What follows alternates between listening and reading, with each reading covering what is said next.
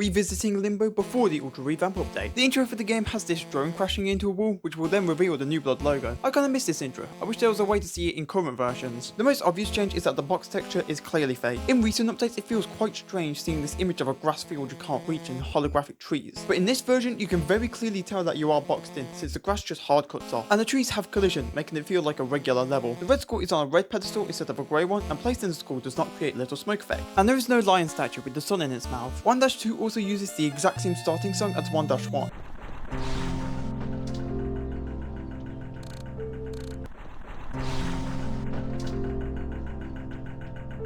It also keeps its daytime look, whereas the current version has this orange hue to it. Finding cancerous rodent is also so much harder. You will most likely completely miss this breakable wall, then struggle to see the second one because of how dark it is. They made it so much easier to see in current versions because of this pillar on the floor you can stand on to see a bit of blue light, then making this room a bit brighter. The cancerous rodents also don't have any static effects. 1-3 also doesn't have any panels hanging off the walls. It doesn't really convey this feeling of the illusion starting to fall apart. Cerberite and Brutal are much harder. Since they won't pause after dashing once, they dash twice very quickly and will still probably hit you. Taking the red skull path drops you into the middle of the blue skull path. I am so happy they changed it. It felt so awkward going halfway through the path you didn't want to do. And this room didn't have the lava flowing in the middle. And in 1-4, this arch doesn't break, making you lose some time in the speedrun. And once we beat V2 and get the Knuckle Blaster, we can see what the hand UI is. Instead of it being the bounce shot for the feedbacker and the shotgun shells for the Knuckle Blaster, it's just a red and blue fist. And by far the worst part about this version is the fact you cannot bind the Knuckle Blaster to its own keybind. Yes, this does mean you will punch with one arm thinking you have the other. Yes, this does mean that you will press the switch key thinking it's the punch key.